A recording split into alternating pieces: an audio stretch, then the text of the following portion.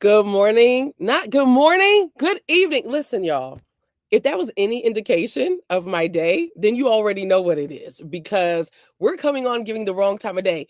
Good evening over here in the United States. I know that we have friends all over the world, but just good evening to all of you. I'm actually broadcasting from inside of my dad's study. So y'all just got to forgive the fact that I'm inside of the pastor's study on tonight, but the show goes on because life is lifing, and I had to be a mommy all day today. But I'm really excited to be able to put on the business hat and to come to you all and to introduce to you some more of the international bestsellers of the book.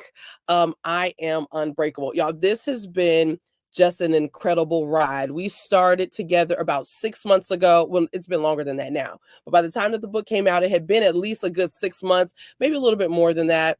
And God just blessed where, we're finding ourselves. I think we hit 15 categories, at least 6 of those were number one. I mean, we were top in the book sales, all of that stuff. It just has been an incredible experience with all of the women. And I love it when I get to just meet new people, strengthen relationships with folks that have been around me for years. And then now I get to turn around and introduce them to you. So I'm really excited to bring to the stage Miss Robin M. Sample and Dr. Dominique M. Carson. How y'all doing tonight? You guys go ahead and I unmute am good. yourself. Thank you for asking. Yes. Well, Okay. I'm good. Thank you for asking. You're welcome, Boop. Okay, listen, we just got to get this out of the way because, first of all, when we're talking about being unbreakable, I don't know that, like, people don't always get how busy everybody can be. And Dr. Dom, we were talking to right before we got on just about everything that you even had to do today. So, what did your day look like today before you came on here? My day was a pretty chill out day since I had a busy week last week.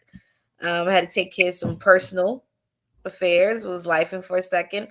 Had to put Brooklyn a little bit to handle those issues, but got them handled. Took a house call today, so this was kind of like a regroup, reset, and that's why I like to utilize my Mondays as a reset, a recharge for the rest of the week. So that's I what was love going that. on. My Mondays, I usually don't really like to do anything on Monday. Today, I had to Monday. It was mommy Monday today. So Yeah. today I had to Monday, and I was trying to figure out why I felt really frazzled. But honestly, it's not until you just said that I'm like, this is my day that I reset, because Sunday I'm at church all day. I made a decision years ago that I was not going to work on Sunday. And so I don't work on Sundays, but then of course you're in service, all day long. And so Mhm. Mondays definitely are my day that I do like to reset. That's probably why I felt a little frazzled today. Robin, what about you? What was your like before Mhm. you jumped on with us? It started out busy. Always start my Monday mornings in court. So went upstairs to the court, came back down, had a couple of sessions that I had to do, a couple of phone calls, got a sick doggy at home, so worrying about Oh, them, and just lifing on a Monday. I don't really like Mondays either, but they're my busiest day of the week. So I just kind of jumped into it with the positive attitude, just get it done and keep watching that clock and be like, is it 4 o'clock yet? Like 8:05. I'm asking, is it 4 o'clock yet? not 8:05. I'm like, is it 4 o'clock yet? Oh. I don't know if you should be saying that on camera. Well, it is what it Well, is. Robin, you are literally the same person no matter who you're talking to. So you saying this, like, I know that the powers that be, they've already heard this from you. They've already heard it. They all Only at 8:03 a.m. Monday is a Monday for us. It's like busy, the busiest day of the week. So yeah. Man, yeah, I'm telling you, Mondays, I was just like, and I sing, but musicians typically they call it Musician Monday, right? And so I just started saying like it's my Musician Monday. I mean, I sing. I don't play an instrument, but it was my Musician Monday anyway. So Mhm. I'm just saying, listen, you guys, those that are jumping in, please do me a favor. Go ahead and share this out. Share it out so that people know that you are tuned in and they can get acquainted with all of the ladies. I'm seeing you guys throwing your comments in the chat. I love an interactive live. I love that. The ladies always love it. So feel free to continue to just chat it up. If you end up having a question, you're welcome to share that with us as well. I want to shout out Miss Christy Stewart. Christy, thank you so much for hanging out with us on tonight. Miss Vera, thank you for hanging out with us. Y'all, Miss Vera has a children's book that is about to hit, that's about to be launched and all that stuff. And I'm really excited that I was able to work with her. So Miss Vera, thank you for hanging out with us tonight. Courtney is talking about some manic Mondays. Courtney, I should have known this was you. Like Courtney's gonna call it like it TI is. Okay. Courtney is also a massage therapist as well, Dr. Dominique. So that's something that the two of you have in common. Yes. Today's the first Monday of the summer. This isn't considered summer yet, is it? Isn't summer like the 20th something? No, the 21st. The 21st is the first day of summer. That's my cousin's birthday. That's how I can always remember. He's born the first day of summer. Oh, okay. Okay. Courtney, don't do that to me. I already told you Monday has been Monday. Okay. 21st. Like, what are we doing? Yes, like Monday has already been crazy and just like with no chill. But yes. I'm so excited that you guys are here. Again, go ahead and share this out. Oh, Christy, you're so sweet. Now, who's Christy here for? She here for you, Dr. Dom, Robin? Christy is one of my girlfriends. Oh, hi, Christy. I thought I met all your people. Thank you for jumping in. Thank you. Listen, I thought I had met all your people. I guess I haven't. Yeah, you haven't had the pleasure of meeting Christy yet. But yeah, I'm glad she's on here tonight. That is so sweet. I love that. Nice. Chrissy, thank you so much for being here. So ladies, I want to ask y'all, let's kind of dive in. What made you decide to join the project? Well, I decided to join the project because I love the title. I've loved the song I'm Unbreakable. It gets me to think about the song from Michael Jackson and what he says in the song. And I was just like, okay, let's be a part of the project. And then I already seen and was familiar with you just from being on social media and just doing my own research, and just decided to do this project. And a couple of people I was hearing about Anointed Author Magazine, I was like, I really want to participate in this magazine. So then when I found out you were behind the scenes, I was like, oh yes, definitely. And then the title, like I said, I literally thought of MJ, the song. I love Unbreakable. It. I love it. And you are such a music person. Do you play an instrument or anything? Because I know you love music. I love music to the core, and you would think that I played an instrument. Yeah. I'm literally just, no, seriously. But it's like I just have an ear for music. And I had one of my good girlfriends, God bless her soul. She used to tease me all the time for that. She's like, you're such an old soul. Like, I don't get it. Like, but that's just years of watching my mother and my grandparents playing a lot of classics. So you would think that we came from a musically inclined family. We just loved music. Music was just our universal high, especially when we were going through things. So we just knew the right records to play. If you could play any instrument, what would it be? The sax. I don't know why I thought you would be like on a bass, like just like wilding out on the bass. You know, maybe like a bass guitar, like Jimi Hendrix. Yes, but then a saxophone, definitely. Okay, so you're gonna rock out, but it's gonna be the sax though. I got yes. Yes. I love, because Dominique just seems like, but maybe this is just because it's my personality. Like she would be like laid all up on the table and just like going in. But y'all know that's what I would do. Because I love me some Jimmy. I love Jimi Hendrix. And then I had a chance to go to the Electric Lady studio because I had to interview the Isley Brothers there. And that was a dream come true. Yes, that was a dream come true. And because I love Jimi Hendrix. I'm a big Jimi Hendrix fan. Big Jimi Hendrix. So that is I can so dope. Yeah. That is so dope. Robin, what made you decide to join the project? Like you've been rocking and rolling with me for like a decade now almost. I have been, and that's how have you survived me. Listen, surviving you is easy. It's the stuff, the people on the outside. People on the outside that don't understand sometimes what it takes to actually do this. That's the hardest part. But all the ones that support it makes this role easy, makes this part of my life really easy. But No, you've been a pleasure to actually work for and to work alongside. So I'm grateful. So the main reason why I joined is simply because your name on it means everything. Because I know that everything that you produce is going to have excellence. You're going to push me to do more than what I've done before.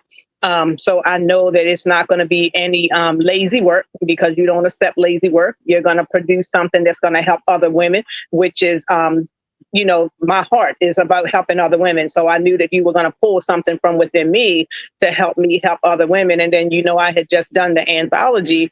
I made it to the other side of through. And then when you said I am unbreakable, I said, okay, I made it to the other side of through and I'm unbreakable. So I'm like, oh yeah, I have to write on this, because it just kind of piggybacked on what I had already written about in the anthology. So for those two reasons alone, and I have to echo everything that Dr. Dominique said too, it's just that love, that passion to be able to just follow you and be a part of what you're doing, because I just know that internationally and locally, we're going to, touch the lives of so many people. And I just want to be a part of that. So thank you for having me. I love y'all. I just love y'all. I love y'all.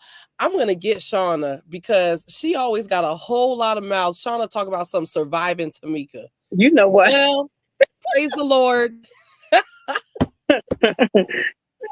Praise the Lord, y'all survived. Yes, we did. And loving it.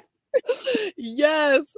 I want to give a shout out to Mercy Pender. Mercy, thank you so much for tuning in with us. Shauna, I love you. I love you. I love you. I love you. Shauna said we were raised right with the right music. Yep. So I love it. Yep. Thank you for being here, Shauna. Shauna is also part of the project. Y'all met her last week. Ashley, thank you so much for hanging out with us, Ashley. You rock. You rock. We have Venicia hanging out with us, another one of our sisters from the project. I think Venicia is coming up next week. So you guys will be able to connect with her and learn more about her next week. We have Alicia Shaw that is hanging out with us on this evening, y'all. That is Ms. Black USA. Y'all, because we have so many heavy hitters that are part of this project. First of all, have y'all seen all of the letters behind Dr. Dominique's name? Okay.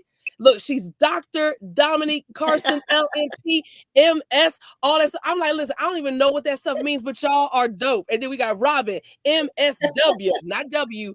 That's how you got to say it, MSW. We have so many dope women that are part of this project. This is amazing. We really have women from all walks of life. Like, we have preachers that are part of the project, social workers, you know what I mean? Like, just true life changers that are part of this project. So I'm just as honored to have you guys be here as anybody else. Let's see here. Shauna said the alphabet. Yeah. Like, so many of you guys have letters behind your name. First of all, y'all that are tuned in, these women, I had to go back and fix the cover, because like half of the women have a alphabet behind their name. But I was like, no, I want y'all to get your shine, because it is due to you, and I love it. Y'all, we got Jennifer from out in Mississippi hanging out with us again on tonight. Yes. Jennifer is also part of the project, and we just love you. Mercy is a longtime sis of our anthologies. I'm pretty sure she'll be jumping on another one coming up really, really soon. So we have a really good night that's planned for you guys tonight. We love Prophet Alisa. She will be with us another time. She wasn't able to make it on tonight, but we love her. And I know she is tuned in watching. Y'all know I talked about her last week. I was really looking forward to like talking about her and the way she tortured me in New York when I was there, and like made me walk all those miles. And I gotta wait until she comes back. Like, I was really disappointed, because I'm like, girl, like, I look forward to making everybody feel bad for me. I'm a New Yorker too, so you gotta tell me what part of New York you were in. Okay, see, this is why she needs to be here. Okay, Dominique, my first time, like the first time I was in New York is when I went and auditioned to be on Broadway, but that was like in my early 20s. Okay. Stop it, Shauna. I'm gonna put you on here because I'm tired of you. I'm tired of you badgering me too. Okay. I get to New York. I take the train, okay? Which is fine. I actually love the Amtrak. So then Prophet comes and picks me up. And then she has me going through the streets of Brooklyn. I promise, I walked 70 5.97 miles. In December. Ooh. With like wedge heel sneakers on, I think. Oh. No, maybe I had on. No, I didn't. I had on I had on Uggs. They were now leaned to the side. Yeah, that's a no. That's a I didn't know. They were they're on a gangster leaning lean out. back. That's what they told you No, to lean. my kids were like, throw those away, mom. Those are done for. No. By the time I got to her apartment, like the wheel, this is no lie though. I did exaggerate the 75. I mean, it was more like 72, but whatever. Miles. But the wheels on my suitcase literally were turned inward. It won't even stand up. Like it literally. Wow. Yeah, it was a problem. Because like y'all's blocks are different. In Maryland, we can seed each block. We can't do that with y'all in New York. If you come, honestly, Dr. Tamika, if you complain about Brooklyn, then you don't want to go to Queens because you'll just be completely confused. I've been in Queens too. Now, so I've been back a couple of times, but like now, I think she's like sick of me, so we get like car service. Yeah, I'm a Brooklyn girl. That's my hometown. Mm-hmm. We are in Brooklyn. I do love New York though. I do love New York. Ashley says she loves New York. I love it. Yes. I love it. Courtney says, yeah, we love you too, Courtney. Yes. All right. So listen, I want to go ahead and break this on down. Dr. Dominique, I want to take a minute and just talk to you. Sure. I want to talk to you for a few minutes about your chapter. There is no ceiling in my life. First of all, tell me about the title. Where did that come from? I just thought about everything I've been through, and the word unbreakable. It shows that you're not easily shattered. You're not easily broken. And there's no limit that I cannot achieve. And the only limit I set is on me. So the only limits that limitate me from doing the things that I want to do is if I put it on myself. And then I look at everything I've been through. And then after the car accident, it just made me reevaluate what's important. And why did I have to go through this? And after obtaining everything so quickly, so promptly, because of the will of God, because you trust God, it was like, wow, like, okay, I got a story to tell. So, in your chapter, I was like on the edge of my seat while I was reading it. And I think I ended up sending you a message or a text. You did. I was like, girl, like I was like holding my breath while reading it. Number one, just because of like just how horrific this car crash actually was. And the thing is, what was really interesting to me, and I don't know if you've ever looked at it like this, but you open your chapter where you talk about how you were already kind of reeling from a bad breakup. So you're dealing with that, and then you're on your way to a wedding. Yes. In the middle of dealing with heartbreak from a long time relationship. Yes. And then you have this near fatal car crash. Like you almost should not have survived that car crash. Absolutely. Yeah, you really shouldn't have. So how are you able to just navigate healing your heart, dealing with, actually, let's start here. Can you tell us just a sneak peek of what, like, just that car crash, just like the gravity of that? I just remember everything happening so fast. I remember the rain just pouring down so hard. And this is my first cross country by myself in the rain. I've done it before, but never in the rain. And it was the rain that you can't see, and you're nervous, and by the time it's hitting you, all I heard was boom. That's what freaked me out the most. I was like, oh my God, like what the hell just happened to my car? And all I remember just asking God, please have mercy on my soul and my body. Just give me grace on my body and just my soul at that moment, because I was so freaking out. And then I had the idiots like just still trying to beep. And I'm like, do you see what the hell just happened? So I thank God that it was just me, that it was no other persons involved in that situation. So I just get out the car and I'm just looking at the driver's seat side, like the whole driver's side of the vehicle. I'm like, oh my God. At that second. And to come out of the situation untouched, had enough reflex to block my face. All I remember was everything happening so fast. That's all I Because remember. this actually took place like it was either Last on a year, bridge or you were getting ready to get onto a bridge. I was leaving Delaware. I was at the toll plaza in Delaware. I was getting ready to leave Delaware going to Jersey. So I'm at a turning point. I'm halfway to New York, and then I'm halfway to Virginia. And I'm just like, okay, God, what do you want me to do? Like, because Yeah. to me, I could have easily got a rental, but I knew my mental at that moment. And like I said in the book, I had my best friend coming to get me. My ex-fiance was coming to get me. I was like, nope. God was like, go home. And that hurt me because this is my best friend. This was my stud. Like, this is my dude. And I couldn't be there for him at the wedding. And this is what we talked about since we were young adults. We talked about him getting married and being there, and to not be able to go because my obedience was more important. Mm-hmm. That was a sacrifice in itself. So, okay, so let's just talk about the fact of, okay, now you're healing your heart.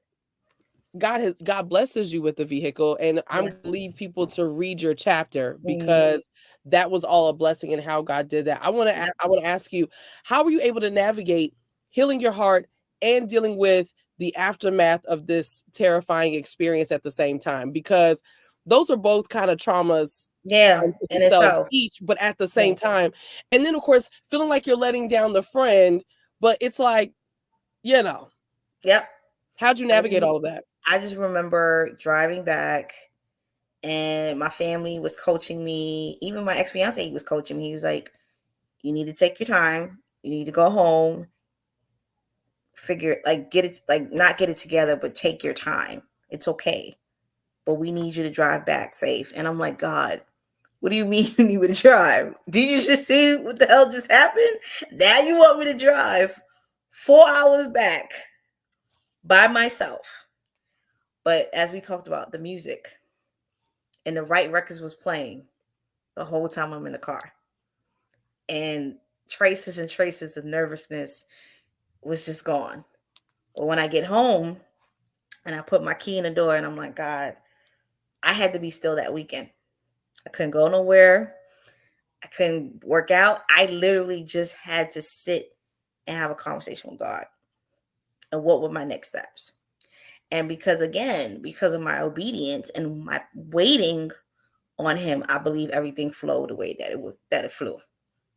Because of that weekend. Because I remember talking to my pops. I was like, Pop, I need my car. This is how I make my living. I'm in Virginia. Da, da, da, da. He's like, ooh, take a breath. Look at what you do have. Take a breath. It's okay. I like, my family was like, I'd rather have you in the Amen. car. So in your chapter, you say this: I survived this horrific accident without a scratch or injury. Mm-hmm. I knew I was protected differently, and God had more for me to do in my life. Mm-hmm. It takes a lot of faith to smile through adversity, but in the end, I know God has his anointing hands on me. So we've talked about the car. We've kind of talked about navigating the lost love in the car and just trying to breathe. Mm-hmm. I want to ask you that, through it all, what was the biggest lesson that you think you've learned? That I had to wait on him more, in that as much as you try to plan, because I'm a planner. Everybody know me. I'm a planner. I like things organized. But at the end of the day, God is the ultimate planner. And it's his plan, always your plan. I'm sorry. You can have it all written down. And I realized that my life was changing in a matter of minutes. And then my faith was tested again, because a few months later, my childhood friend passed away. Oh, wow. From breast cancer. So it was just like, it was just too much. Yeah. Oh my God. Like, okay, the accident. And then a few months later, she died in August. She died 3 weeks before I turned 33. I'm like, And this God. was just last year. It was last year. Wow. Yeah. You've managed to accomplish some really dope things in less than a year of dealing with this stuff. Talk to us about like some of what you've managed to accomplish even just in the last year. And it's funny because A lot of the things I started working on was literally a month after the accident. Literally. And I'm a strong believer that some of your biggest triumphs come from your biggest setbacks or your biggest hurdles. And that accident was the biggest hurdle. It was like a turning point in my life. It taught me that I'm not invincible. It taught me that, like I said, the planning, your life can change in a matter of minutes. But at the same time, it led me to a lot of the opportunities I have now. It led me to work with a coach that I highly respect and appreciate, Taria Vision Avant. It led to that. It led to me being an award-winning author. It led to me working with you. It led to me going to California to speak in front of 200 people. I'm an international speaker now. It led to an honorary doctor. It's just like the flow. It was just flowing like through everything. So it was just worthwhile. And I think my mom understood that it had to happen now because she really thought it was like a fender bender until I had to show her the picture. She was like, oh my God, like my daughter could have just died right then in that second. It was like, and I thought about what I wanted at that moment until I showed the picture and she was like, oh wow. Yeah. And to come out of that, like I felt like to come out of that situation untouched, it was unbelievable. People were like, wait a minute, nothing? I said nothing. No head injuries. I was about to say Nothing. no, nothing. That, but that's the kind of God that we serve. Amen. That's the kind of God that we serve. I'm gonna bring Robin back in. Robin has also dealt with grief and losing people, and then just it's like it was almost like a springboard for her next level. I want to ask just the both of you, in your accomplishing amazing things after the grief, I was, because you guys have both lost love, you've lost friends, you've lost family. Do you think that you actually still grieved during the process of all the accomplishments, or did you kind of push it in the back of your head? Because I know there's somebody out here who is dealing with grief right now, and they're dealing with loss, and they might even be saying, okay, I don't even know how to move forward. And then sometimes they feel guilty for moving forward and still having a life after that. So, it's amazing because Robin also, I think at one point during a project, Robin lost her grandmother. And, so she's lost people too, but then turned around and had just incredible accomplishments seemingly months after it happened. So, we'll start with you, Dr. Dominique. Have you given yourself space to grieve? Absolutely. And so, how did you do that? For the rest of my life, before losing that love, that time of my life, which is to still be continued. That's a whole different conversation. But my grandparents, still the hardest thing I ever had to deal with for the rest of my life, unless something happened to my immediate family or if I had children or my husband. But so far, that is the hardest thing I ever had to deal with. Losing my cheerleaders, losing the people that were my reassurance. I grieve for that for the rest of my life. It's been 10 years. And you're going to have your good days. You're going to have your bad days. You're going to have the days when you're driving, you're crying. You're going to have those happy moments when you think about those memories. And music was such an intricate part. That was a special connection that I had with my grandparents. My soul is so enriched because they taught me musical culture, especially a woman coming and born in the 90s. My grandfather was big, heavy on the sampling. He's like, oh, you think this song came out in this time? I'm going to take you back 10 to 15 years earlier, 20 years earlier. So that's where my love began, from that music. We bonded over so much of the things that I'm doing. And then some of the things I'm doing, he told me. My grandmother told me I was going to have a career using my hands. So as you could see, the grief is going to be in waves, but you just have to learn how to live. And I remind myself that because I know that's exactly what they want. And that's how I had to look at every hurdle in my life. People come and go all the time, but you have to go on and live your life. You have to. What about you, Robin? I love what you said about you have to learn how to live. Robin, what are your thoughts on, have you grieved? And if so, how did you do that too? Oh, you're on mute, boo. I agree with everything that Dr. Dominique said. Everything, because grieving is a process. It's a lifestyle. Grieving is a lifestyle. You have to incorporate that into your lifestyle because it's a part of who you are. Because it's some takeaways and then you get some give backs as well. And you have to be prepared for that give and take because that's how God does that because he allows us to grieve in periods. He doesn't allow us to grieve all at one time because it's too much for us to digest. And I believe that is true because the hardest thing that I've ever had to deal with as far as grief was the loss of my dad. I lost my dad when I was 25. And it was so hard for me because me and my dad had a very tumultuous relationship.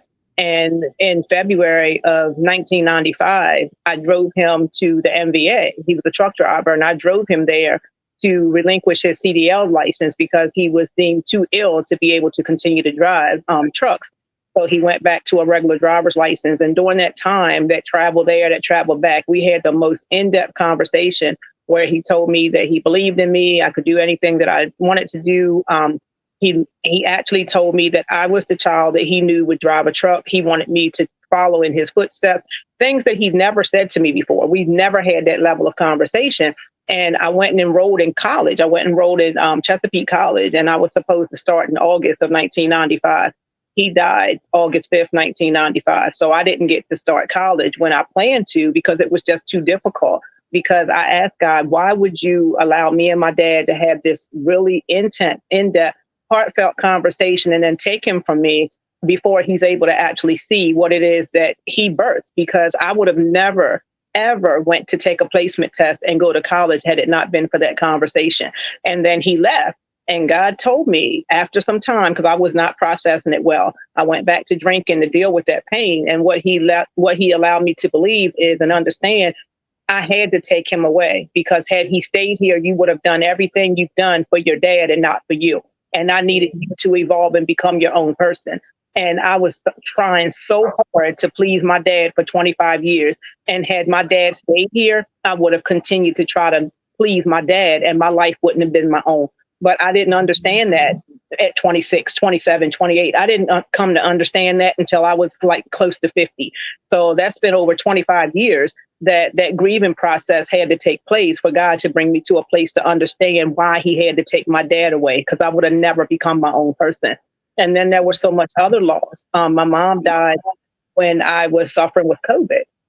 And all my prayer was, I wanted to see my mom before she passed away because I knew she was near death. The doctors made it very clear. And I prayed, I want to see my mom, before she leaves from here. Please heal me from COVID. That did not happen. She passed away on New Year's Eve of 2020. I did not get healed from COVID until February 2021. So that was a grieving process as well. Why did God not answer that for me? But he did. He did answer that for me. And what he told me, the same thing.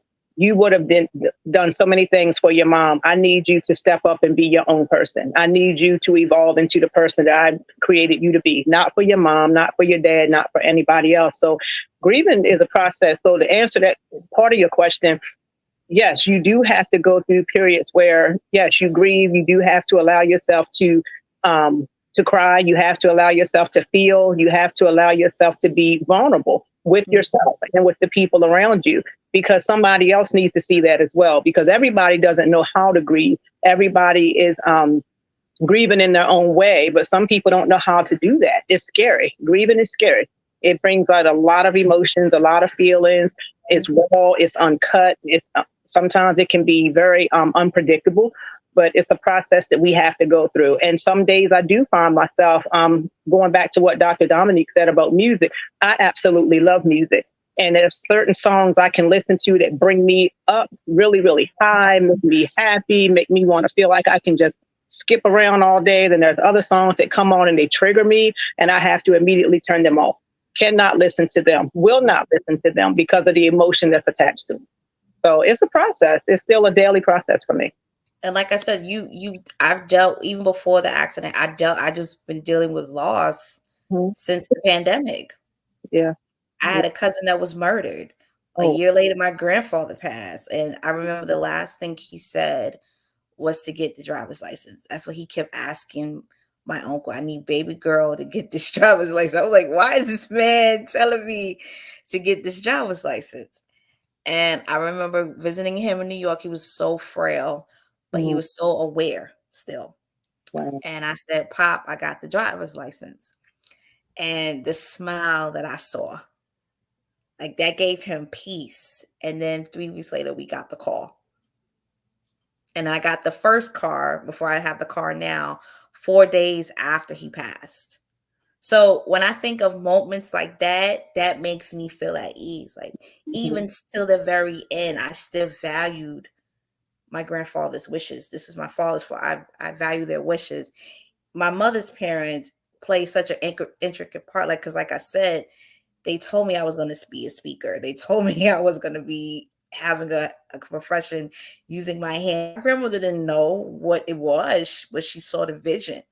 At 17, she didn't live to see it, but she saw the vision. She just saw something in my hands. And for the longest I could remember, my hands were sturdy, strong. And she's like, all right, they're going to help people. I don't know how, but they're going to help people. And that's one of the things I could appreciate. She was just very clairvoyant for grandkids that she saw that was going to make an impact, that was about their business. And the same thing she told my mother. My mother was like her prodigy. So it was just the same, those intricate moments poured into her grandchildren. And those are the memories my mom could take. Their relationship strengthened because her relationship with my mother, with myself and my sister, that helped their relationship. That helped my mother's relationship with my grandfather because they saw how much they loved me. So those are the memories I could take. But like I said, those is going to be in waves, even from your first love, from everything.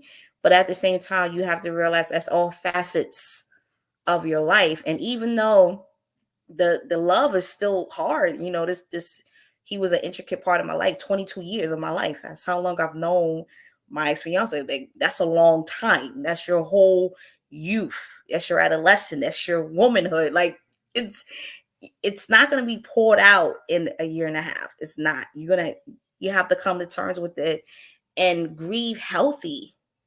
And grieving also makes you understand that you have to still take care of yourself. Absolutely. Because we're all a reflection of God. So that's another thing, that you strive not to grieve in a very destructive way too.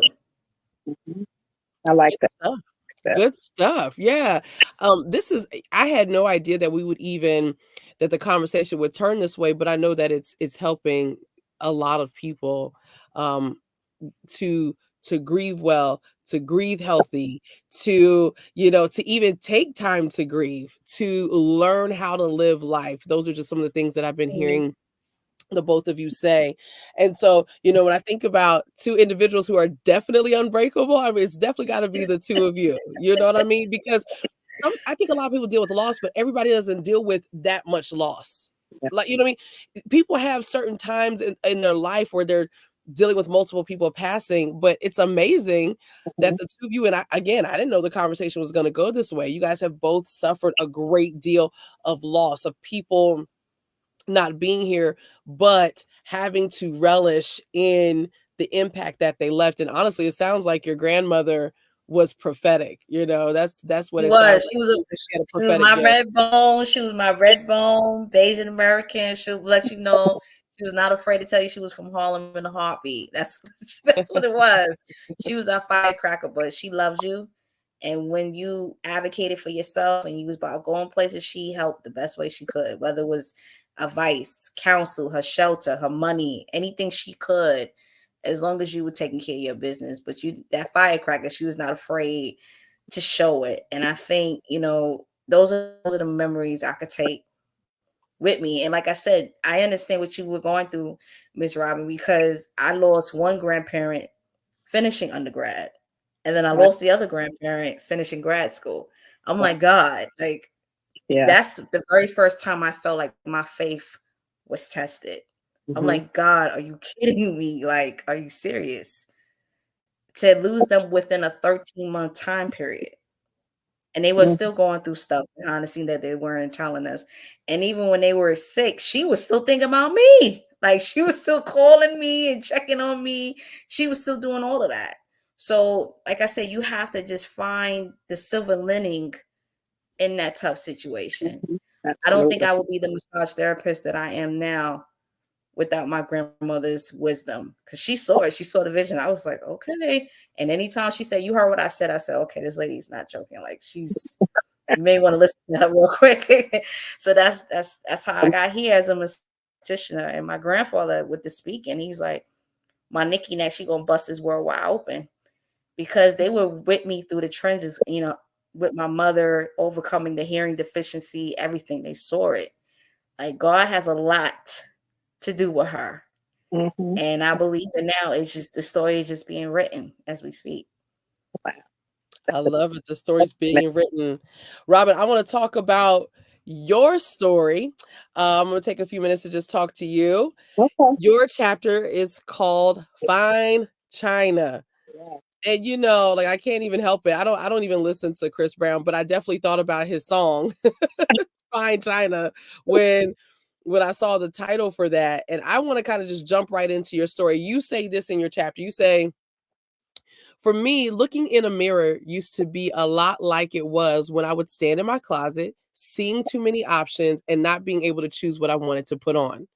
Well, as crazy as it sounds, that was my reality for many years. And the only difference was that I wasn't trying to find the right clothes to put on. I was trying to find the right face to put on.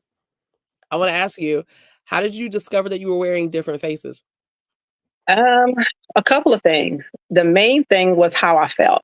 It was how I felt when I was around different people. So it was how I felt when I was in different environments, different situations, around different people. And I say that because I was a people pleaser.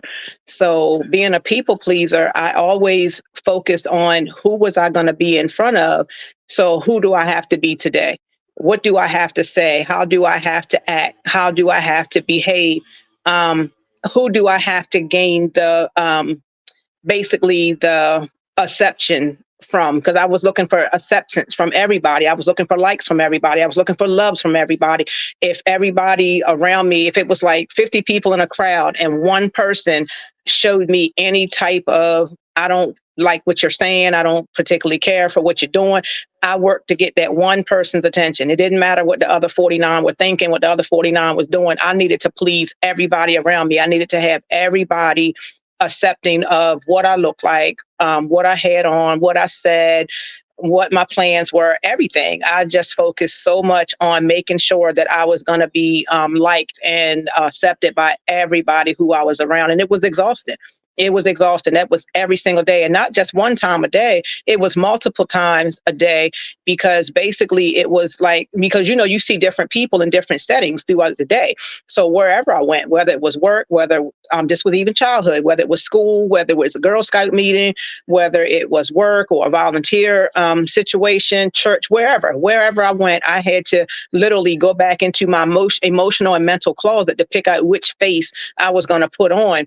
And God forbid I was going to be interchanging between different places within a couple of minutes. And I mean, I was emotionally exhausted by the end of the day, because I felt like I was like almost 5 to 10 different people a day, because I was trying to figure out who was going to accept me for who I was during that moment. So it was just like changing clothes. It was just like changing clothes, just putting on that right face to make sure that I would be accepted in whatever setting that I was in.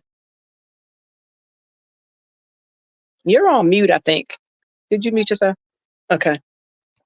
Yeah, of course I did. I No, always it never fails. It's at least what, once, twice, thrice times. Y'all know I say thrice whenever I want to. it's all right. Anytime I can say thrice, even if it doesn't make sense, I'm gonna say thrice, It, because like, who I wouldn't like want to say that word? I like thrice. It's okay. Me too. Okay. So now, because you and I do have a personal relationship, I know that during that time you had a lot of people around you that were not, well, I can't say a lot, but you Hmm. had a number of people that were not supportive Absolutely. of this change. And of course, I'm in the background, I'm like, go Robin, yes. And I just couldn't understand why there were people that just were not supportive um of you honestly loving yourself. Yeah. I didn't understand that either. I understand it now because it was so hurtful. And talking about grief and loss, that's a part of loss too. When Yeah. you lose people around you that you thought were like your people, that's my girl, that's my guy. They support me. Whatever I do, they're gonna be in my corner. And everything was like that. Everything was good until I found a voice because my voice was always silent. I was always like the background singer. I was never the soloist in my life. Whatever anybody else told me to do or thought I should do, I did. I was the go along to get along girl. But when I found my voice and I started saying no to things, I started saying, well, no, let me think about it. Maybe, no, not so much. Or when I started saying yes to the things that pleased me and things that were providing me with the comfort that I needed, it was a problem. And I didn't understand why. And I started, thinking about why do people fall away from people when they change? Why do people fall away when you grow? But the same people tell you when you're in that space, you need to stop letting people push you around. You need to woman up. You need to learn how to say no. But okay, but does that not include everybody? So even if it's you, then I can't say no. I'm supposed to say no to everything else. But even if you're telling me to do something I don't agree with, I can say no to the person over here, but I can't say no to you. And that was a lot of what I was dealing with. And I wasn't being mean. I wasn't trying to be hurtful or anything, but it was so many things that were just not serving me anymore. And I just had to shift. And that was my word for at least, I think 2022, that was my word, shift. And I carried that into 2023 and I'm still riding on that in 2024. I had to shift from that person because I was emotionally and mentally exhausted from trying to please people. And one of the things that I've learned through that process is people move away from you by choice. People distance themselves from you by choice. Sometimes people distance themselves from you by force, and you have to be okay with either one. When people choose to move away from you or distance themselves from you, sometimes it's because they can't accept the person that you're becoming, because they no longer benefit from your brokenness. They no longer benefit from your yes. Okay, I will. Okay, I can go there, I can do that. But when you start saying no and things start to change for you, it becomes a problem. I was called stuck up, I was called arrogant, funny acting. I mean, you name it. And I'm like, what is that about though? Because I mean, I remember when I was the go along to get along girl, some of the same people who have fallen off have told me that, called me dumb to my face, called me stupid, told me you allow people to use you. I don't know why you do that. You're too good for that. Okay, so now that I have a new mindset and I'm not in any way being boastful, I just have a new mindset. If it doesn't serve me, if it doesn't fall in alignment with what God has planned for my life, I have to say no. I have to move differently. It doesn't mean that I don't love people, doesn't mean that I don't want people around, but if it doesn't serve me, then I have to shift. I just had to shift. I mean, and I grew a lot. I have grown a lot in a very small amount of time because I can think back to just 2021, when I had COVID, that relationship that went horribly bad. That I was a go along to get along person. And I remember praying to God distinctively, telling him, you know what? I know now why you brought COVID upon me, because you were trying to save me from myself, because I kept going along with something that I knew was not good for me. And he had to bring something so strong upon my life to stop me dead in my tracks so he could get my attention. And it happened to be COVID. And I'm in no way glorifying COVID, because it is a deadly virus that a lot of people have unfortunately lost their lives to. So I'm no way glorifying it, but my COVID experience actually saved my life, because it was then that my eyes were open. When I came out of my affliction of COVID, I realized that I had to then go along with what God had planned for me, because it was like him having me standing on a train track. And what he was telling me is, you see the train coming, you see the smoke coming over the trees, you hear the whistle blowing, you see the red light flashing, you see the conductor waving, telling you to get off the track. Are you going to move, or am I going to have to push you? And he literally pushed me off the track. And he said, I will tell you, it's not going to be many more times I'm going to push you off the track. I need you to stay off the track. Okay. And I've stayed off the track. And I've been happy about it, but not everybody's going to celebrate when you change, because when you change, if, like I said, if they're no longer benefiting from your brokenness, then some people fall away. And it's okay. You still love them. You still pray for them. You still wish them the best. But sometimes you just have to do this thing called life with a very limited amount of people. And those are your people. You know, when God selects your people for you, those are your people. You celebrate the ones who God left. You celebrate the ones that he separated you from, and then you keep moving. And, you know, I was angry. I was really angry with that person I was in that relationship with for so long, because I was wondering, why was he doing so many hateful and heinous things to me? But now I realize it was necessary, because God had to show me me. He didn't show me him, because I still don't know who that person is. To this day, I don't know him. I can't even, all I know is his name. I know nothing about that person. I just know the representative of what he showed me. But when God put me in my room for 5 months and 3 days, he showed me, my flawed, broken, battered, fragile self. He showed me every aspect of me and what I needed to work on. And when my focus shifted on to focusing on what I needed to change for me, I became a better person. I started to find my voice, but I had no voice before then, none at all. It fractured my relationship with my daughter, because my daughter lived with me. I hid things from her. And I think back in hindsight now, I should have told her more things than what I did tell her, because I put her and my grandson's life in danger trying to protect this other person out of fear. And I should have been able to have the voice to say, hey, look, this is what I'm dealing with. I need you to help me. And I did not have the confidence to do that. I did not. So yeah, dealing with all of that and so many other things throughout my life, I can really say I am unbreakable, because I thought I actually was completely broken after that. But I look at myself now like fine china, but also like a stained glass window.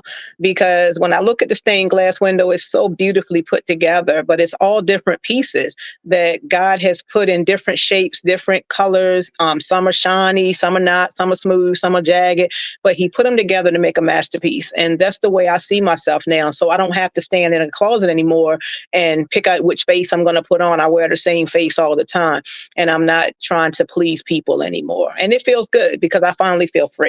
I feel like I'm at peace and I feel free at this point. I love that. So you said, you got the fine china, and you said you also look at yourself as a stained glass window. Mm-hmm. Dr. Dom, I'm putting you on the spot. How do you see yourself? Because I'm sitting here like, that's really good. I'm like, how do I see myself? I'm gonna put Dr. Dominique on the spot right now while I think. That's a good. That's a good Right? one. I love that. I'm more of a animal person. Okay. I'm seeing myself as a refined cheetah. Wow. Okay. I like that. I like that. Because I'm a cheetah, like I said, always on the go, always on the move. But now I'm strategically planning and observing my environment, observing what's not good for me, what's best for me, how this is benefiting me, how this is going to protect me as a whole, how is this going to improve as a woman. Because Robin, as you were saying, like I felt the friendship, because literally 2 years ago, my 20-year-old friendship with a female I went to junior high school fell apart over a disagreement. Wow. And I said, honestly, if it fell apart after that disagreement, then you had issues already. And you were Absolutely. not woman enough to say that to me. And I'm thinking we always had this bond, like no matter what. So I say that because as you continue to grow and build, the only time that work comes before success comes before work is in the dictionary. Mm-hmm. So That. I'm literally that Come on, you cheater. better say that, Dr. Dominique. I'm Absolutely. literally I that love it. cheater that's refining, because I know that the only time success comes before work is in the dictionary. Yo, that is dope. I love Yeah. that. I've never heard that. I like that because that is the truth. It is Mhm. the truth. It is the truth. Yeah, you gotta keep working at it. That's what allows you to have that unbreakable mentality, because if you know that anything you've hit in this life, Mhm. I've been hit with so much and still can push through. because at the end of the day, I'm a reflection, I'm an image of God. And he knows that. And I don't like people using this excuse all the time. Oh, God knows my heart. God knows I'm not perfect. But at a certain point in your life, your maturity and your accountability, that's important to God. Yeah. That's a part of your success.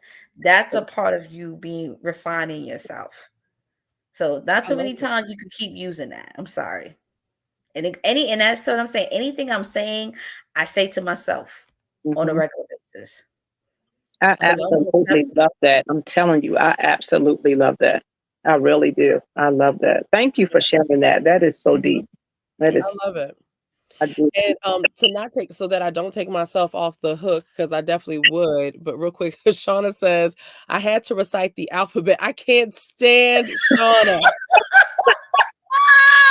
I didn't even read the before I put it up here. But Shauna, I'm not gonna lie, I was like QRSTUV, like in my head, right?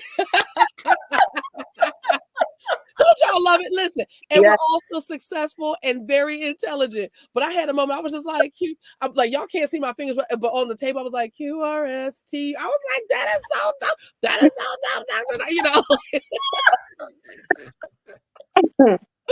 I love it. Alisa says maturity and accountability. Absolutely. Shauna says that's the problem. He knows your heart and knows it as filthy rags. Yes. Absolutely. Yes. So I think for me, and y'all know my personality by now, so it would make sense. I see myself as a kaleidoscope, right? You know, number one, I'm extremely colorful. As it turns, you don't, other people don't always know what they're going to get. Sometimes I don't even know what I'm going to get. And at this stage of my life, though, I am all of the things, and I'm very comfortable and settled with having this big personality, yet being the shy part of who I am. And when you look at a kaleidoscope, even though all the colors fall, they all have their boundaries. And so I've gotten really comfortable with boundaries for myself, for other people around me, communicating those boundaries. So I see myself as a kaleidoscope right now. Like that. It's amazing. Like, you know, Prophet Alisa, actually, I never really saw, like, the way I look at the world, I really look at it with a whole lot of color. And I never really saw that that's kind of what draws like children to me, and just all the eclectic people that come around. And she happened to be at my apartment and she saw my paintings, and she was like, that's what it is. I was like, what do you mean? And she was like, all these colors, because y'all, I got paintings, and Robin, you've been, I don't know if you saw them in the hallway. You know, my kids, like, I will go painting. And so I turned my hallway into like its own little art gallery. And so, but mine, it's a whole bunch of color.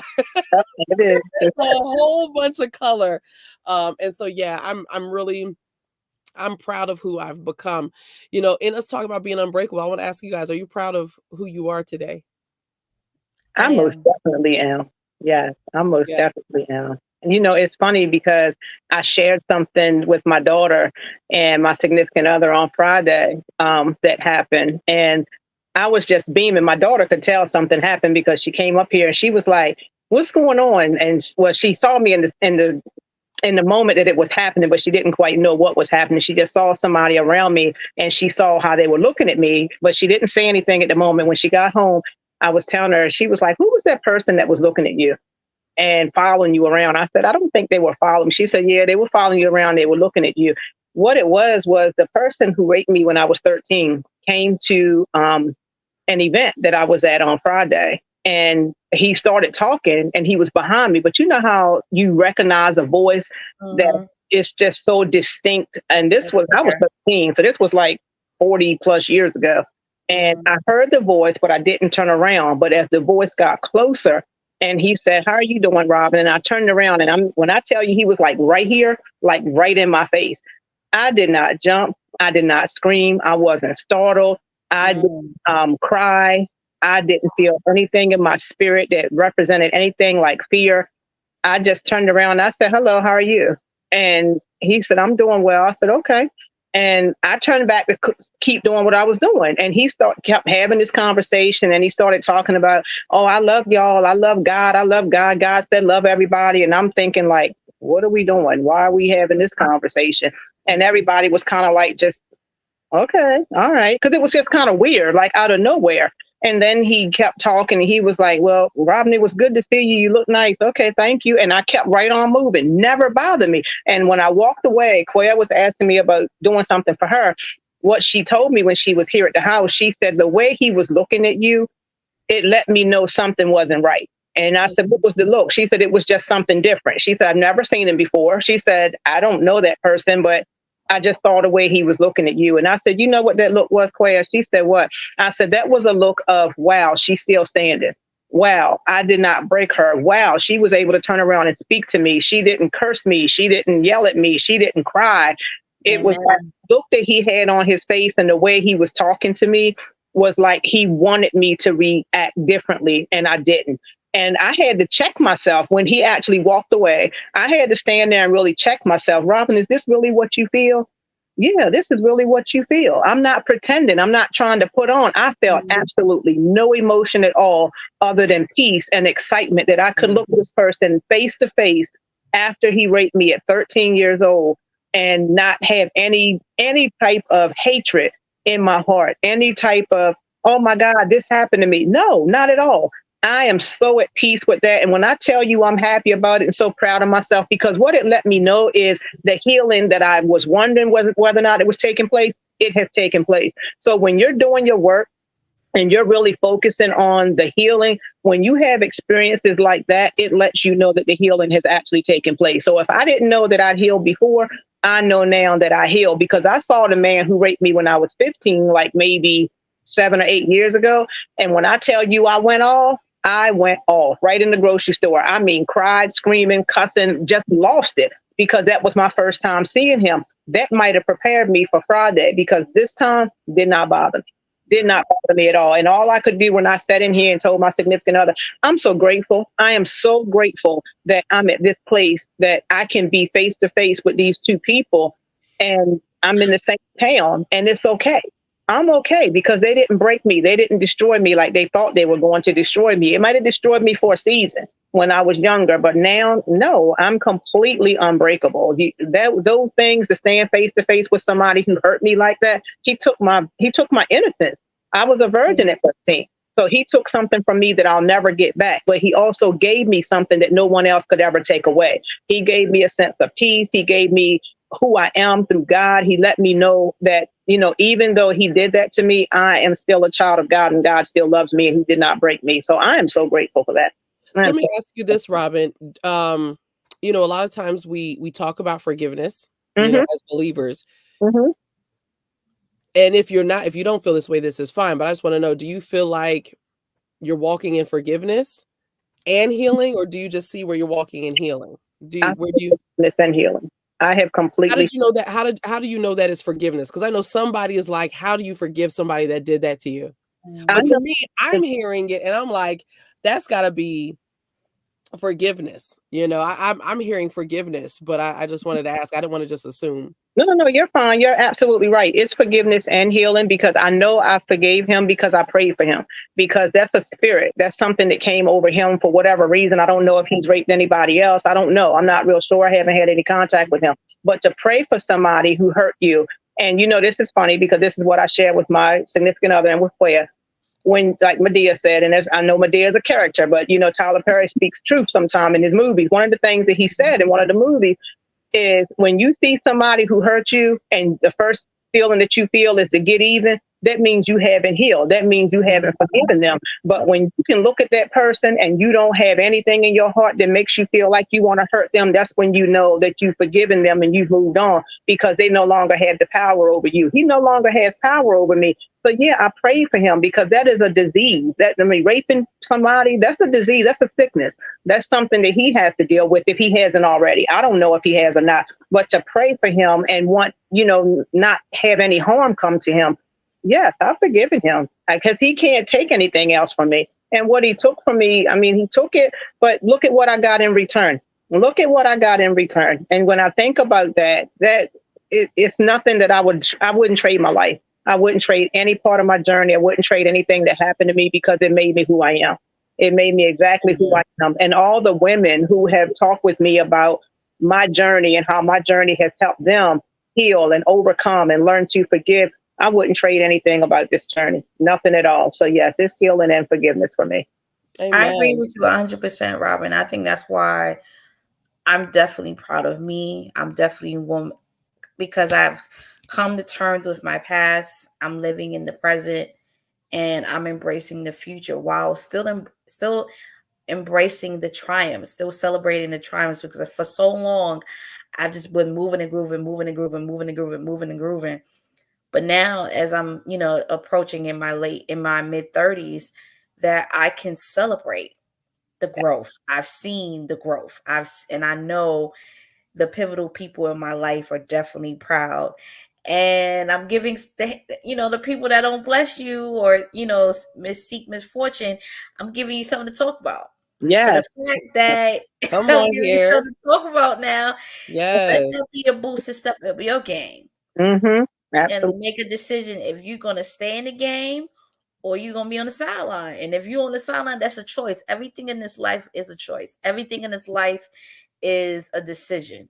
Mm-hmm. And I strongly believe in that. And that's all about success. And I just know to me is, my definition, as long as I know who God is, coming to terms with my purpose and marinating in my purpose. Absolutely. Know who I am, period, point. Because sometimes you can get lost in the sauce. Mm-hmm. And don't forget the people, the day ones, because I know the prayers help Yeah. me get to where I'm at. Like, Amen. people get so caught up on what people can do for you financially. There's so Mm-hmm. many things that people did for you emotionally, Yeah. mentally, whether they just talked to you, whether they met you somewhere, whether they encouraged you. So I know all that played a critical role in my life, whether you were in my life currently for a reason, a season, that all played a role. And I think part of the maturity as a believer, as a woman, you have to thank God within the pain. Amen. Because the pain had to flex your muscle and gave you Mm. ammunition to charge your battery. It was the Uh-oh. gunpowder that you Yeah. needed to get to point A to point B. And that's why I think I'm proud of me because I can see that. It wasn't a blow. It was kind of like giving me the fuel. It was like my Popeye. It was my spinach Mm-hmm. to Mm-hmm. remind me that What, I what got you this know thing about under Popeye? control. You the baby on here tonight. What you know about Popeye and the spinach and stuff? Yes. Okay. Yep. I like Okay. that.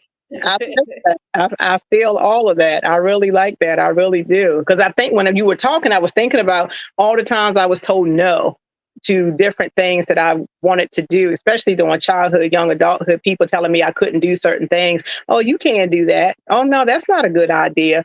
And I'm like, well, when I think about no now, and I think, no, next opportunity. Okay. Yep, It might not have absolutely. been what you wanted me to do, but I'm going on to the next opportunity and look at what the next opportunity has birthed for me. So I, That's just I've all been of through them. it all. Like family talking about you, don't know about you, finding something to talk about you, finding some dirt. When they can't find dirt, they trying to find more dirt. They'll find It's still something. going on as we speak. So Yeah, going through all of that, and a lot of it comes from your family. That's yeah, what makes it even worse. It is that's the the thing. family that don't even know you. They don't Yeah, even know. They see. I'm like, y'all don't see the sacrifices I made. You don't know the moves that I had to make, move stuff around to get the job done. You just see what you see. And I absolutely. Yeah. think people get caught up in that. Like, you don't know what we had to do to be on these platforms. Mhm. You don't That's, know how many times we had to prioritize ourselves and take a setback. mhm. No, I can't do this. No, I can't attend to this. May had to sacrifice a bill or two. Like, you Yeah, just don't know what people had to go through to get to this point. So before exactly. you judge, let that marinate a little bit. But trust me, I've been ridiculed. My people question my integrity because of the amount of success I have achieved at 33. It's surreal. Yeah, And yeah, yeah, but I'm like, that's my God. But you put in work. That's what yeah. I'm saying. And Yep, the that's only work. place where Mm, success comes before work is in It's the in the dictionary. dictionary. Okay? It's in the dictionary. I love I got the that. accent tonight. Don't play with me. You know, it's funny how you say family. Well, bring things up. Family, friends, people who worked with you in the past, people who knew you in your past, they want to remember the past and keep bringing it up to the face. And it used to be so embarrassing for me, so shameful. But you know what I've come to, realize now? You can't embarrass me with my past. I lived it and I've written books about it. You can't embarrass me and shame me with my past. I'm like, come on now. How are you going to try to embarrass me with my past? I lived it. This was exactly. That's why I love my grandfather so much. I think I was about 10. And he laid out all the dirty laundry. I was like, did I need to hear all this? He said, Nikki Nack, I'd rather tell you before somebody else tell you. Absolutely. And the fact that he did that made me love him even more. Yeah, absolutely. And extended family got mad. I was like, I already know that. What's your point? What's your point? Absolutely. He took care of his family. He still worked. He still provided. What's your point? And when I come in at like that, they like, I said, because there's nothing you can't tell me that he didn't tell me. Absolutely. It can't hurt you with it, can't shame you with it. And I tell people all the time, I mean, which book do you want me to direct you to? Because then that way you can read the real version of it and you don't have to kind of guess or make it up, because I've written about it. And I don't write anything. One thing Dr. Hall told me when I wrote my first book, before it even got published, don't write anything and publish it that you don't want to talk about later, because once you write it, people ask you questions and they're going to want to talk about it. So don't write anything that you're not willing and ready to talk about. Everything that I've written, I'm willing and ready to talk about it. So putting things out there like, well, did you know she did this? Or do you know she used to do that? Yeah, but I have a book that I wrote a whole book or a whole chapter on that. So you can actually go read that and it can tell you more in-depth. Right. I mean, if you really want to know. That's what, and my parents were the same way. They was like, we'd rather tell you before someone else tell you. We ain't got to hide. We didn't believe in hiding in the sheep. We the wolf. You see us. We coming. We ain't got to hide nothing. Like, this is what it is. The lioness is here. Yeah. You gonna hear me roar. You gonna hear me on the backseat. Like, which one? Absolutely. So anything somebody has ever said about me, I'm like, I already know. Yeah. Straight shooter. Like, this is what it was. This is what I've done. Yeah. But at the same time, look what I've attained. I took care of my children. I have a career. Like, it's nothing you can't tell me that I didn't tell my child. Isn't that a good feeling though? Shauna says, y'all are an open book, figuratively and literally. Y'all, listen, I am so appreciative of just how open the both of you have been tonight. I mean, I think that, it does take a lot of courage. Number one, it takes courage to write about it in a book. Yes. To be vulnerable. And Robin, you've written a lot of books now. I forget, what number you are as a bestseller, but you've written a lot of books now. You've written a lot of chapters, and every single time you write, you're more and more vulnerable.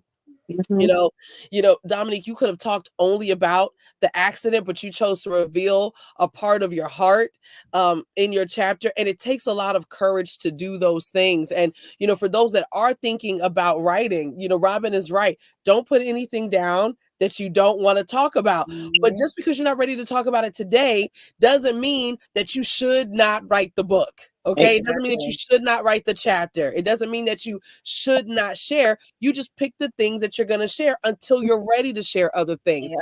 Being open and being transparent doesn't mean you got to tell everybody all of your business. You still need to give yourself permission to be private. Listen, I want to ask you all, since we talked about being proud and all of that stuff, I want to give you guys an opportunity to let people know where they can find you offline and how they can purchase a copy of the book. I'm going to start with you, Dr. Dom. Let us know where we can find you. How can we buy the book? So all my social media, all my information about me in the press, you guys can look into my Linktree /Dom0922. I'm working on a new website, but that's pretty much where you can find us all my social media information on a professional level, LinkedIn, Dr. Dominique M. Carson.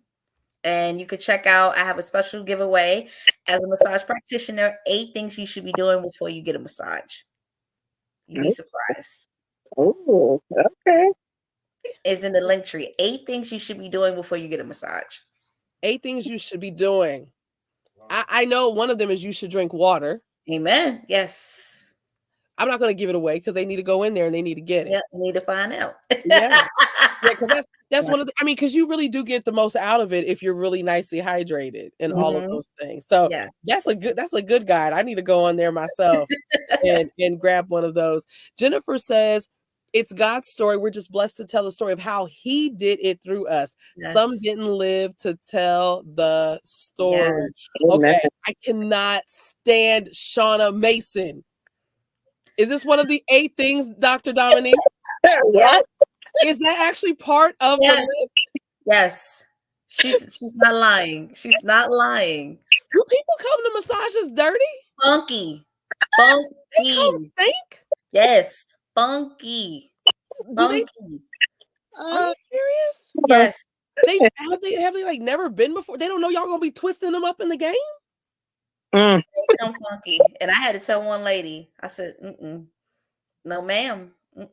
I said, next time you gotta get this, you gotta get your stuff in order.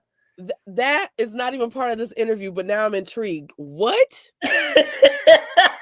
Yes. You had to tell her to go handle that? Yes. Was she embarrassed? No, she was shocked that I was very vulgar, like not very vulgar, but very bold. And then from that point on, up until she moved to Virginia, she came correct. Yes. You'd be surprised. So you stopped the massage and you were like, yo. I paused it. It was like, yeah. Listen, and we heard New York come out, y'all. She paused it. We put a pause on that. We're going to pause your session. Okay? We're going to pause this for a moment. Yes. Because I don't know what you came in here to do, but I can't do this. Pretty much. Pretty much. Now, Dr. Tamika's pretty much. Absolutely. Courtney says, yep, some will tell you and some don't. I don't know. Like you and Courtney may have stories that y'all could share with each other. Yes, I'm gonna have to sit down with Courtney. I don't know if Courtney would say it though. I wish Courtney was. I said it very professional because I wanted to say, yo, you stink. I can't do that. I gotta be like, ma'am, hygiene. Dr. Dominique, what's the politically correct way of telling somebody to go wash their thing? Your hygiene is not conducive to the session. Girl, come.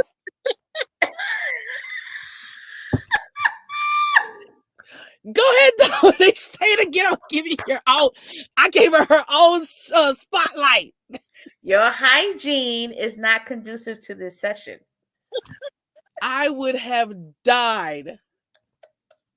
You don't know. I would have been like, really?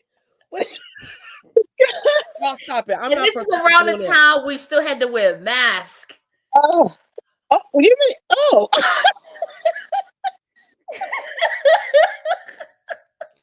Shauna gets on my nerves so bad. Dr. Dominique, Shauna says, I sure would. Sis, you need an antibiotic. Y'all are dumb. You guys, I'm very professional. This is a faith-based program. Courtney, you've had to tell Courtney, I'm gonna call you. You've had to tell somebody. I've lost control of my own program.